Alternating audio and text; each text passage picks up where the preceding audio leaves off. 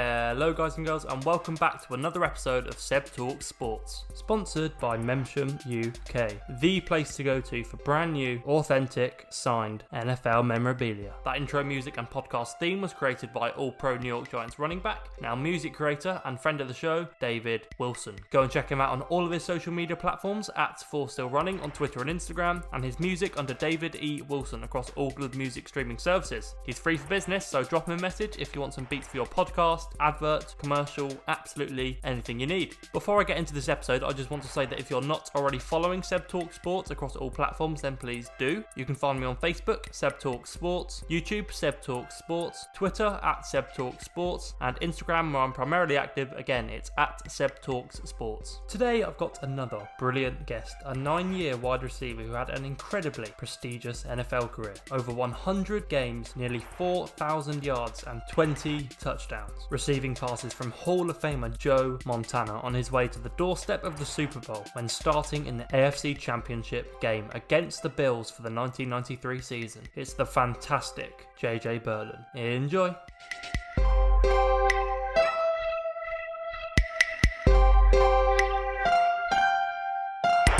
My guest today is a 9-year NFL wide receiver for the Kansas City Chiefs and Atlanta Falcons, who played over 100 games, accumulated nearly 4,000 yards and 20 touchdowns in a prestigious career that took him to the doorstep of the Super Bowl when starting against the Buffalo Bills in the AFC Championship Game. It's an absolute pleasure to welcome JJ Birden to SebTalkSports. JJ, how are you? I'm doing good, Seb. How are you doing today? Very, very good. Thank you for joining me today. I'm looking forward to getting into it. Thanks for the invite. So I want to start with your college career. During your 4 years at Oregon, you played over 40 games and compiled over 700 yards, catching passes from Super Bowl champion Bill Musgrave in your senior season before you were taken in the NFL draft, which I'll get to. So how much did you enjoy your time on the Ducks, and how did it specifically prepare you to take that step up to the pro level? Well, for me, what was interesting, I went to Oregon on a track scholarship. I wasn't even there playing football. I got a track scholarship. I wasn't recruited in football at Oregon because even though I was the top wide receiver in high school in the state of Oregon, I was 5'9", 133 pounds. So no Division I school felt I could play D1. And so I went the backdoor route. I got a track scholarship. And in the second year, I literally begged the head coach, Rich Brooks, to let me walk on and try out. And he let me try out, and I made the team. And what's interesting, Seb, is that I did not really have a great college statistical career. I only had 1 touchdown, and I think I got 19 catches my senior year. But to my surprise, I was drafted late in the NFL draft. So all of it was a shock. I was just trying to see if I could make the Olympic teams because I had qualified in the long jump and the Olympic trials. And then all of a sudden, here comes the NFL. So it all caught me by surprise. Nice. And of course, you just touched on your draft moment there, which I want to talk about, of course, because your college career at Oregon meant you were a 1988 NFL draft pick, taken in the 8th round, 216th overall by the Cleveland Browns, a team that was coming off the back of a fantastic 10-5 season, only playing 15 games that year because of the player strike, and just a touchdown away from playing in Super Bowl 22. So how did it feel to receive that call from Ernie Accorsi and become the latest addition to an incredibly successful Browns roster? What did it mean to you and your family? Well, it caught me by surprise because I wasn't really convinced I was going to get drafted. And the first day of the draft, I just went to class. I just totally ignored the draft. I said, I'm not getting drafted. And then the second day, I wanted to go to class, and my agent said, you need to stay in your apartment because I think you're going to get a call. And I was like, okay, whatever.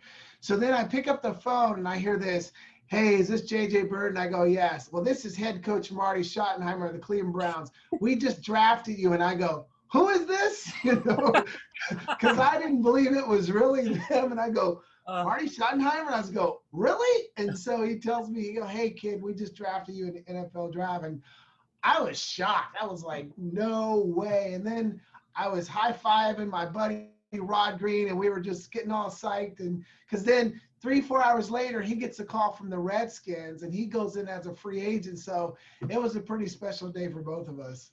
That's awesome. That's such a cool story. So I want to talk about your size quickly, because at just 5'10" and 160, coming out of college, you found yourself being one of the smallest receivers in the NFL. But we know that didn't let it stop you because of the successful career you've had. And watching your highlights, there are very clear similarities to Tyreek Hill. I know you've tweeted about Tyreek in the past, particularly running Wasp, which was, of course, his famous play in the Super Bowl, 3rd and 15, fourth quarter of the last Super Bowl. And while you're incredibly quick, you ran a 4.4 40-yard dash, which explains your track background there. I'd love to know, did you have any memories of your size being an issue for you particularly, or did you relish the opportunity of proving yourself as a smaller player? Yeah, that's a great question, because when I went into the draft, I was literally 5'10", 157. And right away, a lot of the scouts were looking at my size, and they just thought, can this guy really play at the high level? And as you mentioned, I had good speed. I actually ran a 4.33, so I had the speed. I was a long jumper. I could catch the ball. But yeah, there was this chip on my shoulder because I felt like I was an underdog. Because you do a little research, the average size of an NFL player is 6'2", 245. Wow. So I kind of went in as an underdog, but I thought, hey, there's nothing more exciting in life is when you prove somebody wrong. And I knew there were a lot of people that did not think I would make it. So there was that drive to prove them wrong. And what's interesting, Seb, is that, I got cut and I went through some challenges in the beginning. And then when I made the Chiefs, I was a reserve, and I remember when they came up to me one day and say, how would you like to be a starter in the NFL? And I was like, what? I'm just trying to make the team. Now you want to make me a starter? And I started the last 5 years of my career. But yeah, I would definitely say there's something a little special when you're the underdog, because everyone doubts you. They're against you. They don't think you can make it. And when you're proving people wrong, man, it's a pretty exciting moment. Okay, so I want to fast forward to the 23rd of January, 1994. Of course, the Kansas City Chiefs travel to Rich Stadium and take on the 14-4 Buffalo Bills for a chance to represent the conference in Super Bowl 28. It's the AFC Championship Game, a game which you, of course, started in, having 4 receptions for 60 yards on the day. So can you describe that feeling you had when you took to the field in Buffalo for a chance to play on the biggest stage of them all? What did it mean to you and your teammates? That was an exciting moment for us, because during my 9 years, that was the closest I got to a Super Bowl. So to think about what it would be like to reach the ultimate level, because as NFL players, that's the main goal every year. Yeah. The main goal every year is to get to the Super Bowl. And to be one game away going into Buffalo, we were very confident because we had just had 2 incredible comebacks, Pittsburgh and then Houston. So we felt we were going to win. But when Joe Montana got rocked, got the concussion, that's when I think we kind of lost our steam, because when you have your general, the one who's led you all the way, and he's out of the game, that kind of takes a little out of you. But it was a great experience, and I can at least say that I was one game away from making it to the Super Bowl. That's it. And of course, in that game, but just throughout your career as well, you played with some fantastic players, some incredible talent. So I'm just going to list off some names here to maybe bring back a few memories. Kevin Ross, Albert Lewis, Christian Okoye, who I recently interviewed, Neil Smith, John Alt, Dale Carter, Jesse Tuggle, and then Hall of Famers, Morton Anderson, Derek Thomas, Chris Stolman, Marcus Allen, and Joe Montana. I think a few people have heard of that last name. So, of course, some of the greatest players to ever grace a field. So of those guys, and of course, any others you would like to mention, which stuck out to you the most, ability-wise, as the best player you've ever played with? And as a wide receiver, which DB was hardest to play against? Well, I would say right away, Joe Montana sticks out, because here's one of the greatest to ever play the game. But what impressed me about Joe was that when he signed with the Chiefs, he was going into his 15th year. He had already won 4 Super Bowls. So he had all these accolades. So I was like, well, is Joe going to come in and kind of rest on his laurels and just kind of ride out his career? But no, Joe came in, he was the consummate professional. I always say he studied like a rookie, he prepared like a veteran, and he led like a pro. His leadership was amazing, and it was very contagious. And so success leaves clues, and I learned a lot just those 2 years playing with him and watching him. And I would definitely say the hardest DB I ever went against was Deion Sanders. I mean, Deion Sanders is clearly one of the best of all time, and not only was he gifted athletically, but even from an intellectual standpoint. But I can just remember the times playing him, how more than once I had him beat. I'm open. And then when the ball was in the air, he always had the ability to recover. He could bait the quarterbacks, and he would give you like a couple yard lead. And when the ball was in the air, he would recover. And he was definitely a class by himself. Yeah, and he definitely let you know about it as well, of course. Yeah. That's what that we You all know what? He was actually a pretty cool guy. Like, he talked trash on the field, but when the game was over, he was just like one of the guys, you know? That's awesome. Prime time. Yeah. Okay, I want to quickly hone in on Joe Montana, who we just talked about. Your quarterback for the final 2 years on the Chiefs, of course, Hall of Famer, 4-time Super Bowl champ, 2 times league MVP, 6-time All-Pro, and 8-time Pro Bowler, and arguably the greatest quarterback of all time. And while I know Joe was more known for his time on the 49ers, of course, like we just said, can you tell us what he was like behind the scenes, his leadership? I know you just touched on that, and how he was as a teammate to you, and what was the media circus surrounding him? Yeah, I think what was amazing about Joe, and because people look at his career, and obviously he had all his accomplishments, the big ones with 49ers, but Joe wasn't washed up when he came to KC. I mean, he took us right to the AFC Championship game, and people seem to forget that. Even the second year, we still made the playoffs. So I think those were 2 successful years, and a lot of it had to do with his leadership. Just, you know, when you're in the huddle with a guy who you look in his eyes, and it's maybe you're down by 6 points, it's a minute and a half on the clock, and you got to drive down the field to win.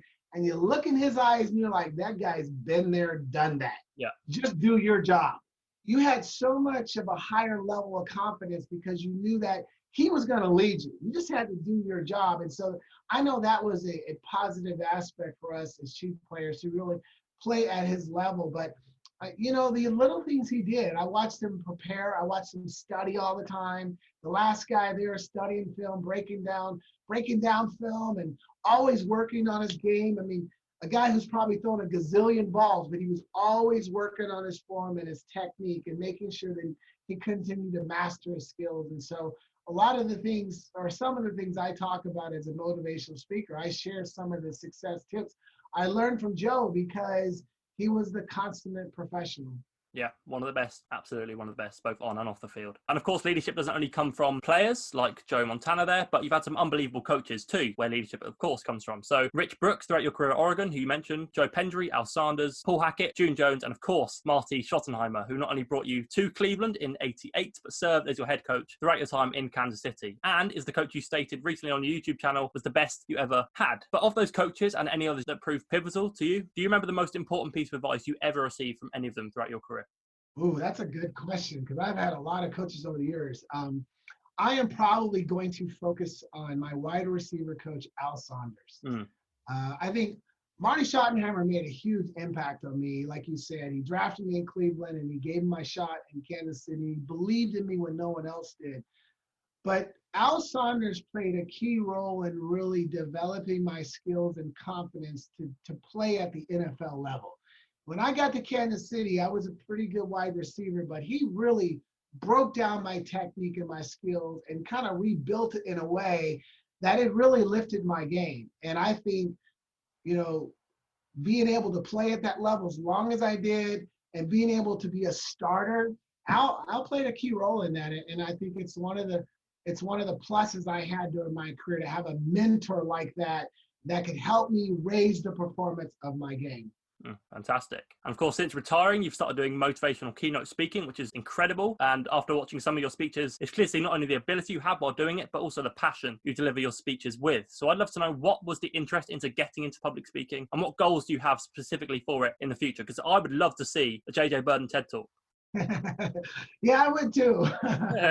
Well, I think, you know, when I was in the my early part of the NFL career, my early days in the NFL, I learned during the off season that players could do appearances, meaning that you could go to a school, some community organization, a school or a store, and sign autographs and give these little speeches and presentations about yourself. I hated speaking in front of people. I hated public speaking, but I thought, here's a skill I could learn now that I probably could use the rest of my life. And so I started doing some speaking in the off season. And then as I retired, I kind of dabbled in a couple different things like coaching. I did some coaching, but I really didn't like the way when I coached in high school that you were very limited. You could only help the kids at that school. They didn't want you helping other kids at other schools. And I thought, I have so much to share. And so about 6 years ago, I met a gentleman named Dr. Will Moreland, who's a speaker, author. And I went to his training event and I hired him to be my mentor. And he basically walked me through the process of how do you launch your speaking platform? How do you write a book? And that was really the beginning of my journey, because making it to the NFL is very unique. There's very few of us who make it. The average career is less than 2 years. To play 9 years at 5'10", 157 pounds, there's not too many NFL players that played as long as me that were as small as me. But I learned so many lessons along the way and while I was there. And I love to take those lessons and turn them into action steps and success tips to help people today solve the problems they may be dealing with. And that's what I love about it, because I got so many stories, so many lessons, and so many teaching points to share. That's awesome. Okay, JJ, I want to end with some quick fire questions. You ready? Okay. Let's do it. Okay, favorite takeout food / cheat meal? Ooh, good question. Favorite truffle fries. Love truffle fries. I can't not stop eating them. Nice. Dogs or cats? I have a cat named Tang. That answers that. Favorite music artist? Babyface. I love Babyface's music. Nice. Favorite sports movie? Good question. I'm going to surprise you with this one. Probably not. Invincible. I love Invincible. Because that movie, I can feel it. It's just such a great movie, I love it. Nice. Funniest teammate you ever had?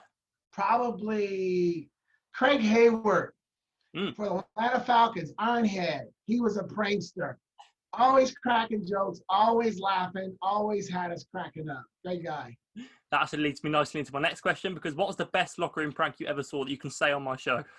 One time we had a meeting, really important meeting, serious meeting after a loss. Marty Schottenheim was really angry. And we're in the meeting, and all of a sudden you smell something, and it smells so bad. And everybody's like, oh, Marty's like, get out of here. Well, Joe Montana had lit a stink bomb in the corner. It was so bad. We had to clear out the room, and Marty was not happy about it. That's amazing. I love it. Okay, given the fact that he dislocated his finger during a game and continued playing, on a scale of 1 to 10, how tough is your former quarterback, Steve Burke? Oh, man. Steve's a warrior. He's a warrior. I'll never forget standing in the huddle, looking at his finger. He's got a cast on it, the pinky's out, and there's a pin in the pinky like this.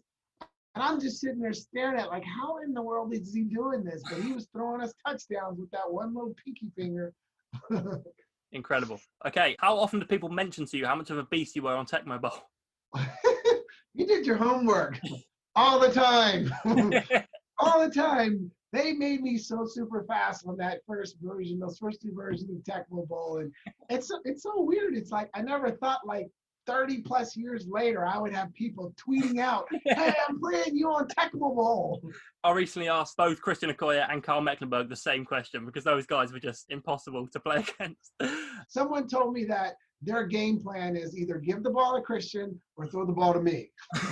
Seems to work. Yeah. Okay, just on Christian there, can you describe the first time you saw your teammate Christian Okoye in person? What were your first impressions of him on the field? I was like, oh my goodness, I got a block for him. I mean, he was just massive. He was a beast. And I quickly learned something in that very first game, that you got to keep your head on a swivel when Christian gets the ball, because I was sitting there blocking and not paying attention. And all of a sudden, he just ran right over me, and he ran over the defensive back.